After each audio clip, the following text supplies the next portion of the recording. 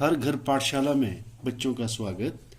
बच्चों, आज हम प्लस वन कक्षा में चैप्टर 10 में वोहिस्टिक बहुलक दैट मीन्स मोड के बारे में पढ़ेंगे। बच्चों, हमारा ये जो चैप्टर चल रहा है इसमें हम आंकड़ों की केंद्रीय प्रवृत्ति को जानने के लिए मीन, मीडियन, मोड का अध्ययन कर रहे हैं। आज हम स्टार्ट करेंगे वोहिस्टिक मोड या बहुलक किसे कहते हैं। बच्चों, किसी श्रृंखला का वह मूल्य जो श्रृंखला में सबसे अधिक बार दोहराया जाता है उसे बहुलक कहते हैं। That variable which occurs most frequently in a series is called the mode. Mode को अंग्रेजी अक्षर Z के द्वारा प्रदर्शित किया जाता है। बच्चों, वोहिस्टिक की गणना करना। वोहिस्टिक की गणना करने के लिए व्यक्तिगत श्रृंखला, खंडित श्रृंखला और अखंडित श्रृंखला में अलग अलग सूत्रों का प्रयोग किया जाता है। सबसे पहले हम व्यक्तिगत श्रृंखला में वोहिस्टिक की गणना के बारे में पढ़ेंगे। वोहिस्टिक की गणना व्यक्तिगत श्रृंखला में दो विधियों से की जा सकती है। नंबर 1 निरीक्षण विधि, नंबर 2 व्यक्तिगत श्रृंखला को खंडित श्रृंखला में बदलकर। अब हम निरीक्षण विधि द्वारा एक एग्जाम्पल को स्पष्ट करेंगे। जैसे एक क्वेश्चन है, 15 विद्यार्थियों की आयु क्रमशः निम्न है। तो 15 विद्यार्थियों की आयु जो है वर्षों में दी गई है। हम इस सीरीज को, इस श्रेणी को हम पहले आरोही क्रम में लिखेंगे और हम निरीक्षण द्वारा ही ये जांच करेंगे कि सबसे अधिक बार कौन सा मद रिपीट हो रहा है। तो स्पष्ट है, इस श्रृंखला में 22 4 बार है, हाईएस्ट फ्रीक्वेंसी है इस वेरिएबल की, तो इसलिए इस श्रृंखला का बहुलक 22 होगा। बच्चों, अब हम खंडित श्रृंखला में वोहिस्टिक की गणना के बारे में अध्ययन करेंगे। खंडित आवृत्ति श्रृंखला में भी दो विधियों का प्रयोग किया जा सकता है। नंबर 1 निरीक्षण विधि, नंबर 2 सामूहिकरण विधि।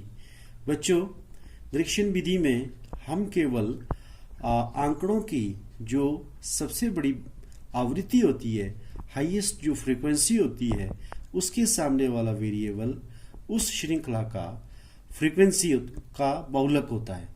तो इसमें जैसे आंकड़े आपको दिए गए हैं, इसमें लिखा गया है आय और दूसरी रो हेडिंग है व्यक्तियों की संख्या।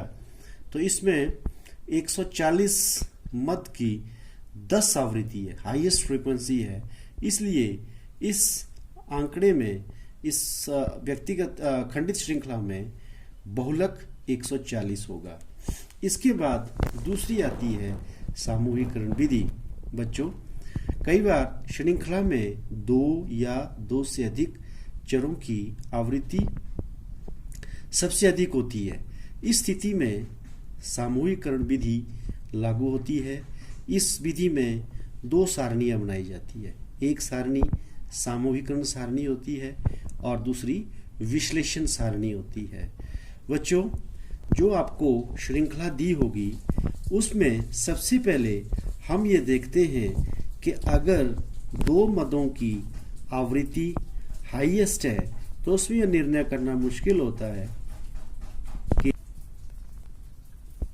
उनमें से कौन सी फ्रीक्वेंसी को हम बहुलक के लिए डिसाइड करेंगे।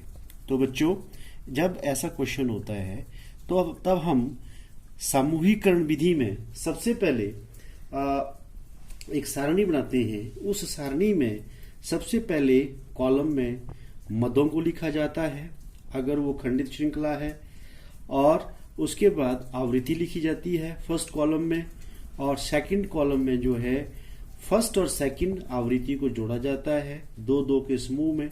उसके बाद थर्ड कॉलम में फर्स्ट फ्रीक्वेंसी को छोड़ा जाता है, दूसरी और तीसरी फ्रीक्वेंसी को जोड़ा जाता है, और फोर्थ कॉलम में पहली, दूसरी और तीसरी तीनों फ्रीक्वेंसी को जोड़ा जाता है बारी बारी से, और उसके बाद पांचवें कॉलम में दूसरी, तीसरी और चौथी फ्रीक्वेंसी को जोड़ा जाता है, और छठे कॉलम में तीसरी, चौथी और पांचवी आवृत्ति को जोड़ा जाता है।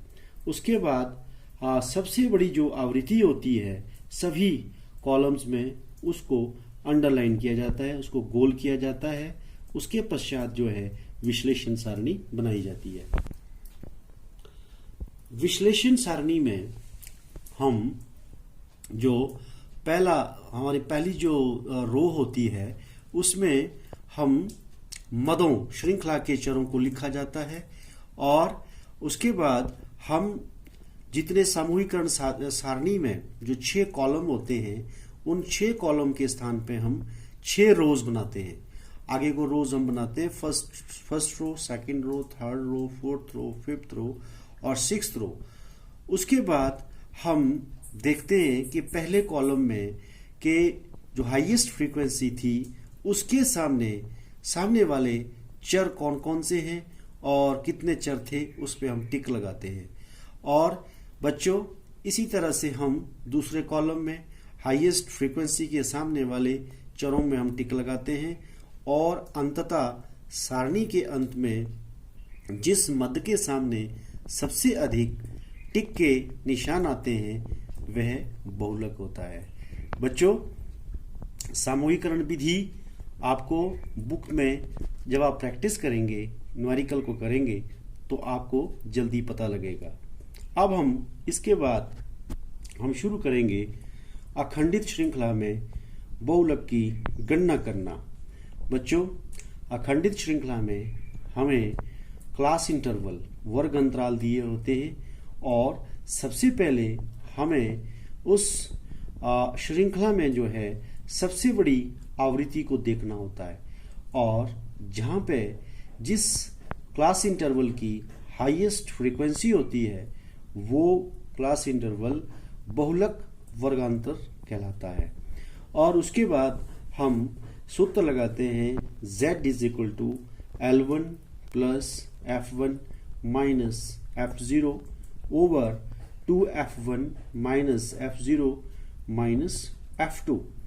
तो बच्चों आसान सा सूत्र है, केवल हमें उस अखंडित श्रृंखला की हाईएस्ट आवृत्ति को देखने के बाद जब हम सबसे पहले मॉडल क्लास इंटरवल ढूंढते हैं और उसके बाद हम इस आसान से सूत्र को लगाते हैं और जिसमें F0 जो है वो उसी वर्गांतर की फ्रीक्वेंसी होती है, F1 उससे पहले वाले वर्गांतर की फ्रीक्वेंसी होती है और F2 जो है उस वर्गांतर से आगे वाली फ्रीक्वेंसी होती है।